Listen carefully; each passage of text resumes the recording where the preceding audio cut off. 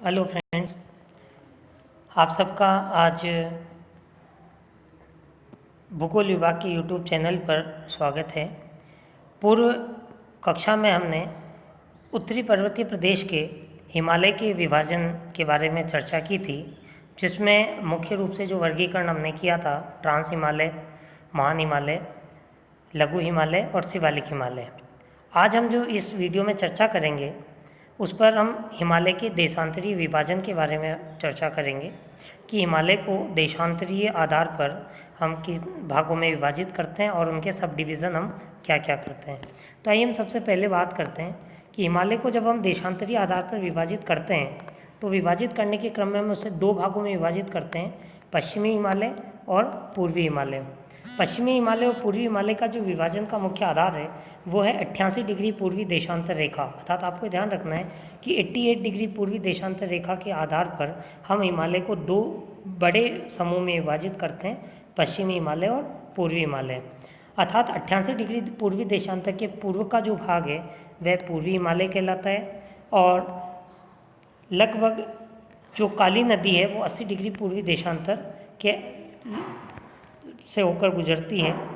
पश्चिम में जो 88 डिग्री के जो पश्चिम में भाग है उसे हम पश्चिमी हिमालय कहते हैं। तो यहाँ आपको ध्यान रखना है, काफ़ी बुक्स में ये आता है। तो जब हम देशांतरीय आधार पर विभाजन करते हैं तो हम स्पष्ट रूप से 88 डिग्री पूर्वी देशांतर रेखा को आधार बनाते हैं। हम ये नहीं कहते हैं कि काली नदी और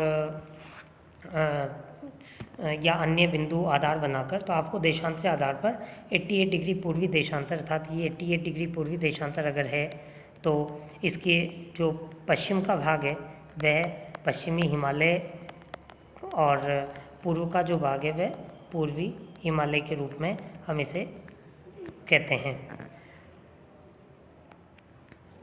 उसके बाद जब हम आगे बढ़ते हैं तो हम देखते हैं कि पश्चिमी हिमालय के अंतर्गत मुख्य जो राज्य हैं उसमें जम्मू कश्मीर, हिमाचल और उत्तराखंड राज्य आते हैं।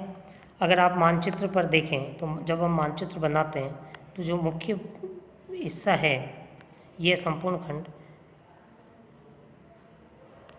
इसमें ये JNK लद्दाख वाला रीजन, उसके अलावा हिमाचल प्रदेश और यूनियन उत्तराखंड।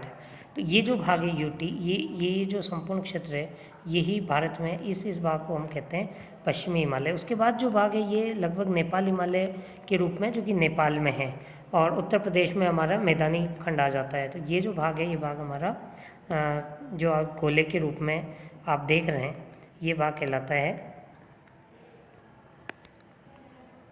पश्चिमी हिमालय, जिसमें 3 राज्य जम्मू कश्मीर, हिमाचल और उत्तराखंड। ये हिमालय का मुख्य भाग है। अत्यधिक वलन हुआ है जिसके कारण हिमालय की सभी पर्वत श्रेणियों का स्पष्ट और विस्तृत रूप यहाँ में परिलक्षित होता है। पूर्वी हिमालय की अगर हम बात करें तो आप देखेंगे कि पूर्वी हिमालय के क्रम की बात करते हैं तो पूर्वी हिमालय में मुख्य हिमालय के पूर्व में, जिसको हम ईस्टर्न हिमालय भी कहते हैं या पूर्वी पहाड़ियाँ भी कहते हैं, ब्रह्मपुत्र नदी जो दिहांग गार्ज को पार करने के बाद हिमालय पर्वत दक्षिण की ओर मुड़ जाता है उस सिरे तक हम इसे पूर्वी हिमालय के रूप में जानते हैं। यहाँ अलग अलग पहाड़ियाँ हैं। ये मुख्य रूप से अरुणाचल प्रदेश, नागालैंड, त्रिपुरा, मिजोरम, मणिपुर तथा पूर्वी असम में इसका विस्तार मानते हैं। तो अब अगर जब हम मानचित्र में बात कर रहे थे तो हमने पहले जो भूभाग देखा, अगर उस भूभाग को हम छोड़ दें, आप इस उत्तराखंड जम्मू कश्मीर वाले हिस्से को छोड़ दें और ये जो नेपाल वाला खंड है, इस नेपाल के बाद सिक्किम और ये जो संपूर्ण भाग है इस तरफ, अर्थात ये जो नेपाल रीजन है ये भारत में नहीं है। उसके अलावा जो भूटान का खंड है उसको हम छोड़ दें तो ये जो संपूर्ण भाग है हमारा, जिसमें अरुणाचल प्रदेश, नागालैंड, मणिपुर, मिजोरम वाला जो ये पूर्वी भाग है, इस पर जो पहाड़ियाँ हैं वो पूर्वी हिमालय के नाम से जानी जाती है। अरुणाचल प्रदेश के पूर्वी भाग में मिसमी व पटकाई बूम पहाड़ियाँ हैं। यहाँ अलग अलग पहाड़ियों का एक क्रम है। मिसमी पहाड़ियों की सबसे ऊंची चोटी जो है उसका नाम है डाफला बूम, जिसकी समुद्र तल से ऊंचाई 4578 मीटर हमें मिलती है। तो हम सामान्य रूप से जब हम बात करते हैं कि भी 88, तो अगर आप 88 से डिवाइड करें और जब हम इसको उत्तरी पर्वतीय प्रदेश के रूप में बात करेंगे तब हम यहाँ इन पहाड़ियों को भी सम्मिलित करते हैं। तो ये जो 88 है ये मिडल पॉइंट हो गया। इस मिडल पॉइंट में कुछ भाग जो नेपाल का हमने उसे अलग कर दिया, तो इस 88 डिग्री के इस तरफ का भाग हमारा कौन सा हो गया, पश्चिमी, और इस तरफ का भाग कौन सा हो गया, पूर्वी हिमालय। उसके बाद हम देखते हैं इसी में पूर्वी हिमालय में एक पटकाई बूम पहाड़ी जो कि भारत के अरुणाचल प्रदेश और म्यांमार के बीच में एक अंतर्राष्ट्रीय सीमा बनाती है। पटकाई बूम के दक्षिण में नागा श्रेणी है। भारत के नागालैंड व म्यांमार में जल विभाजक तथा अंतर्राष्ट्रीय सीमा का कार्य करती है। तो आपको ध्यान रखना है पटकाई बूम किसके मध्य सीमा बनाती है, अरुणाचल प्रदेश और म्यांमार के बीच में, तथा जो नागा श्रेणी है वो नागालैंड और म्यांमार के बीच में जल विभाजक का काम करते हैं। इस श्रेणी की जो सबसे ऊंची चोटी है उसका नाम है सारामती, जो 3826 मीटर ऊंची है। इसके दक्षिण में कोहिमा की पहाड़ियाँ हैं जिसकी सबसे ऊंची चोटी का नाम जापवी है। इसके बाद अगर हम बात करें एक अलग श्रेणी है जिसका नाम है बरेल श्रेणी। बरेल श्रेणी का जो विस्तार है वो उत्तर दक्षिण दिशा में है, अर्थात बरेल श्रेणी किस डायरेक्शन में, उत्तर से दक्षिण डायरेक्शन में है। नागालैंड और असम राज्यों में इसका विस्तार है। मुख्य रूप से इसका जो संकेंद्रण है वो असम में, और इसका जो उत्तरी हिस्सा है वो मूव कर जाता है नागालैंड की ओर। नागा व कोहिमा पहाड़ियों के दक्षिण में मणिपुर पहाड़ियाँ हैं जो मणिपुर राज्य में स्थित है। मणिपुर व म्यांमार में अंतर्राष्ट्रीय सीमा का निर्माण करती है। कौन सी? मणिपुर पहाड़ियाँ। मणिपुर घाटी के मध्य एक झील है जिसको हम लोकटक झील कहते हैं, बहुत ही फेमस झील है। चारों ओर ये पहाड़ियों से घिरी हुई है।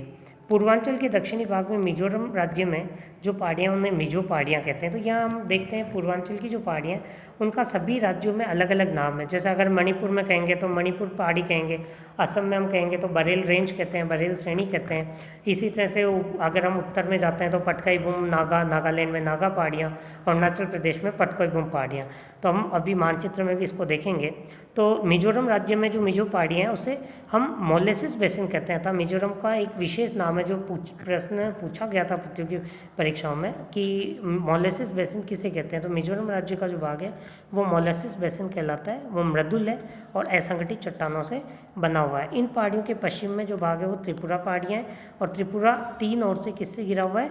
बांग्लादेश से घिरा हुआ है। तो यहाँ अभी तक का जो हमने अध्ययन किया उसमें मानचित्र के आधार पर भी हम देखें अगर, तो ये जो सुदूर हमारा पूर्वांचल का हिस्सा है इसमें आपको देखिए पटकोई बूम, नागा पहाड़ियाँ, फिर बरेल रेंज, ठीक है ना, बरेल रेंज। उसके बाद आ जाता है मणिपुर की पहाड़ियाँ, मणिपुर की पहाड़ियों के बाद में दक्षिण में मिजो पहाड़ियाँ, और मिजो पहाड़ियों के त्रिपुरा की पहाड़ियाँ। तो आप ये देखिए जैसे सबसे पहले हम जिस बात करते हैं 1 नंबर तो पटकोई बूम, उसके बाद 2 नंबर पे नागालैंड में नागा पहाड़ियाँ, फिर 3 नंबर में हम आते हैं तो मणिपुर में मणिपुर की पहाड़ियाँ। अगर हम 4 नंबर में आते हैं तो ये आ गया मिजोरम में मिजो पहाड़ियाँ, मोलेसिस बेसिन। आप त्रिपुरा की ओर जाएं, इसके पश्चिम में वापस घड़ी की सुई की दिशा में हम बढ़ रहे हैं तो ये त्रिपुरा वाला जो रीजन है त्रिपुरा की पहाड़ियाँ। इसके बाद उत्तर में हम जाते हैं तो ये हमारा जो है बरेल रेंज कहला जो असम में, और इसी स्थान से यहाँ से एक नदी बहती है जो ब्रह्मपुत्र नदी। तो ब्रह्मपुत्र नदी का जो नामचा बरवा भाग है उसके पूर्व में इन पहाड़ियों का एक संकेंद्रण पाया जाता है, और ये बांग्लादेश में ब्रह्मपुत्र नदी मूव कर जाती है असम से होते हुए। तो ये पहाड़ियों का क्रम हमें आप ध्यान रखना है। अब हम आगे बढ़ते हैं, तो आगे बढ़ते बाद हम देखते हैं कि एक विद्वान हुए थे सर सिडनी बुराड ने प्रादेशिक रीजनल अप्रोच से हिमालय का एक स्पष्ट वर्गीकरण किया था, और इसे पूर्व पश्चिम दिशा में 4 मुख्य प्रादेशिक भागों में सर सिडनी बुराड ने विभाजित किया। तो आपको ध्यान रखना है कि प्रादेशिक विभाजन किन्होंने किया? सर सिडनी बुराड ने। और कितने भागों में किया है? 4 प्रमुख प्रादेशिक भागों में विभाजित किया है। ये जो विभाजन है ये किसके आधार पर है? नदी घाटी के आधार पर ये विभाजन किया गया है, अर्थात ये भाग भूगर्भिक दृष्टि से एक दूसरे से अलग हैं।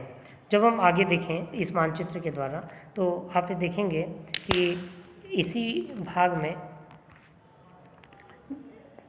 देखिए नाम आपको दिख रहे हैं, इसमें नदियों के नाम भी हैं।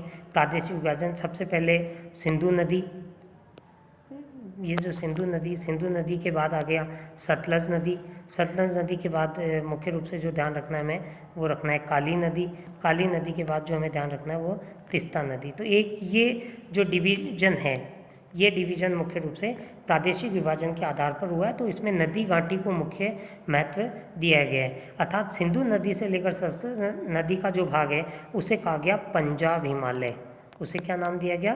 पंजाब हिमालय। उसके बाद सतलज नदी से लेकर काली नदी का जो भाग है उसे नाम दिया गया कुमायूं हिमालय, कुमायूं हिमालय।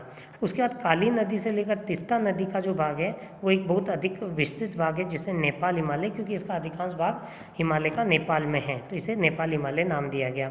उसके बाद तीस्ता नदी से लेकर ये जो ब्रह्मपुत्र जिस बाहर से मूव करती है नामचा बरवा से, वहाँ तक का जो भाग है उसे असम हिमालय का नाम दिया गया है। तो आपको प्रादेशिक विभाजन सर सिडनी बुराड के अनुसार अगर पूछे तो आपको क्या ध्यान रखना है? नदी घाटियों के आधार पर विभाजन किया गया है, पंजाब हिमालय में, कुमायूं हिमालय में, नेपाल हिमालय में और असम हिमालय के रूप में किया गया। अब हम इसकी चर्चा करते हैं कि पश्चिम में देखिए से पूर्व की ओर अगर हम एक सिस्टमेटिक क्रम से आगे बढ़ते हैं तो हम देखते हैं कि पंजाब हिमालय जो है वो सिंधु व सतलज नदी के बीच का पर्वतीय भाग पंजाब हिमालय के नाम से जाना जाता है।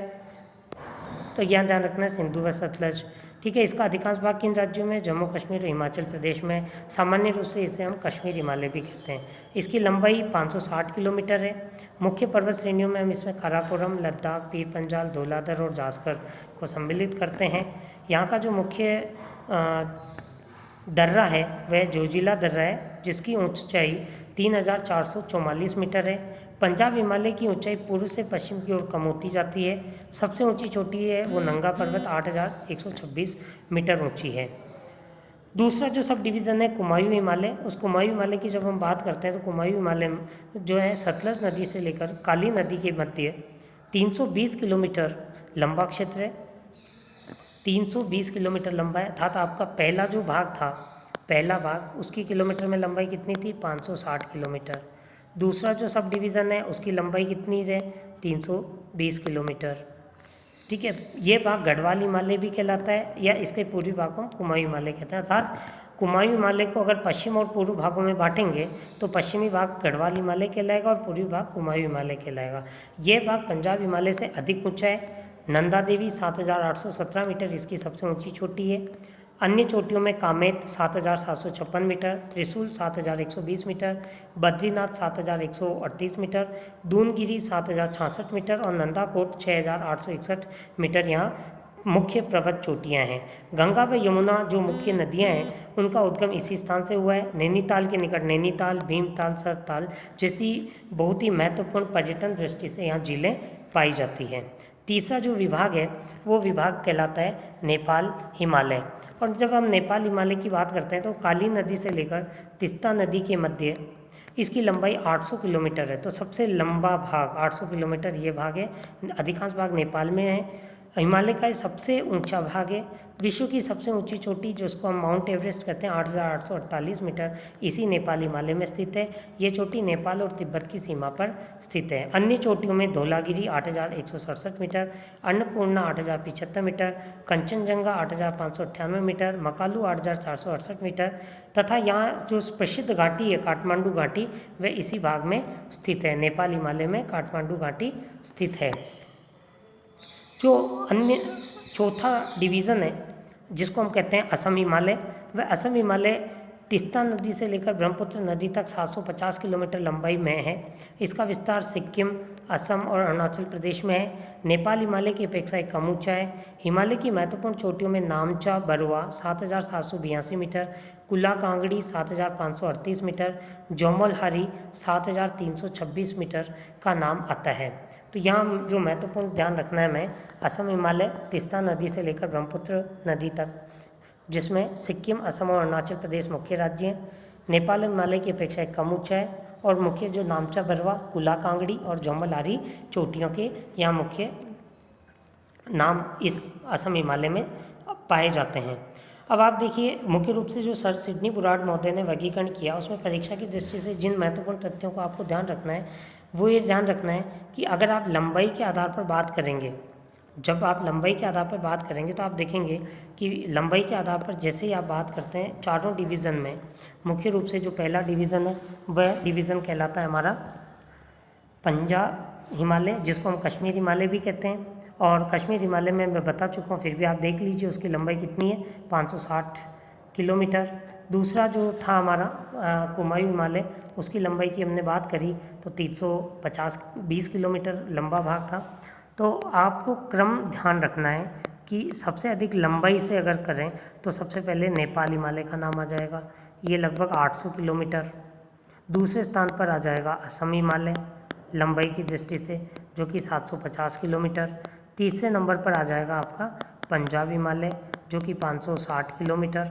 और चौथे नंबर पर आएगा कुमायूं हिमालय, जो कि 320 किलोमीटर। तो यहाँ एक हम इस आधार पर भी ध्यान रख सकते हैं सबसे ऊंचा भाग कौन सा है इसमें, तो आपका आएगा नेपाल हिमालय में सबसे अधिक ऊंचे भाग हैं, असम हिमालय में है, उसके बाद पंजाब और कुमायूं हिमालय का क्रम आता है। तो ये एक ऊंचाई के आधार पर भी हम इसका वर्गीकरण कर सकते हैं। आज की क्लास में यहाँ इतना। आप अपने घर पर अपने मानचित्र के साथ जो ऑक्सफोर्ड स्कूल एटलस में आप इन प्लेसेस को चयन करके एक ब्लैंक मैप पर आप इनको अंकित करने का प्रयास करें। धन्यवाद।